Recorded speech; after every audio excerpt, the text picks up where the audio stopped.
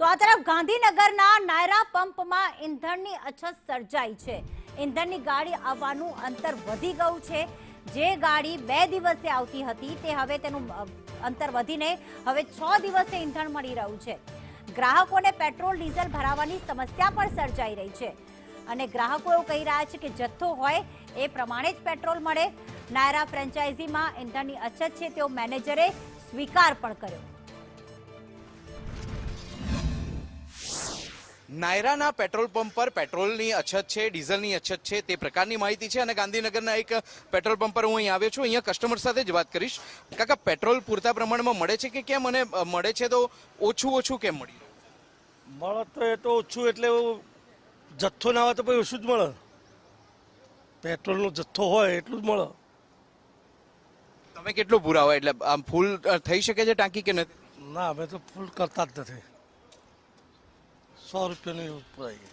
અહીંયા મેનેજર પણ છે, મેનેજરની સાથે વાત કરીશું. હકીકતે પરિસ્થિતિ શું છે? પેટ્રોલ ડીઝલ નથી કે શું છે? તમારે ત્યાં કેવા પ્રકારની? પેટ્રોલ ડીઝલ છે, પણ ગાડી 5-6 દિવસે જે આવે, અમારે રોજ 2 દિવસે એક ગાડી જોઈતી હોય. એ ગાડી 6-7 દિવસે મળે, એનું અમને એ થાય છે. એના લીધે અમારે એ રીતે કરકસરથી આપવું પડે છે. અચ્છા, હવે અલગ અલગ જગ્યાએ સ્થિતિ એવી છે કે પેટ્રોલ અને ડીઝલની અછત છે, તો તમારે ત્યાં એ ઓનલી નાયરા પૂરતું જ છે, બાકી બધા મળે છે. પણ નાયરાની જે ફ્રેન્ચાઇઝીઓ છે ત્યાં બધા આ જ પોઝિશન થાય છે.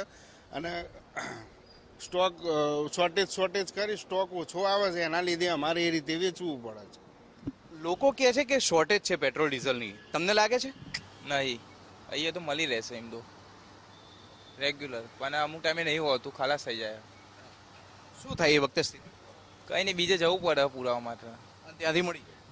આગળ હોય તો મળી રહે, નકર ના મળે, નક્કી નહીં એવું હોય. અચ્છા, બીજી જગ્યાએ પણ? હા, અહીંયા પેટ્રોલ ડીઝલની અછત છે એમ કહેવામાં આવી રહ્યું છે. નાયરાના પંપની આ સ્થિતિ કીધી. આપણે અન્ય જે કસ્ટમર્સ કેટલા આવ્યા છે તેની સાથે વાત કરવાનો પ્રયત્ન કરીએ.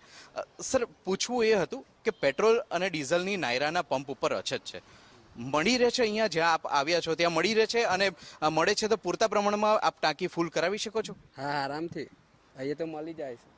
જે મંતવ્ય છે, મંતવ્ય પ્રમાણે આ કસ્ટમરને તો મળે છે, પરંતુ પેટ્રોલ પંપના મેનેજર છે તેમનું કહેવું છે કે ગાડી જે રેગ્યુલર બેસિસ પર આવી જોઈએ તેની જગ્યાએ પ્રમાણ વધી ગયું છે. 5 થી 6 દિવસ બાદ પેટ્રોલની અને ડીઝલની ટાંકી આવે છે.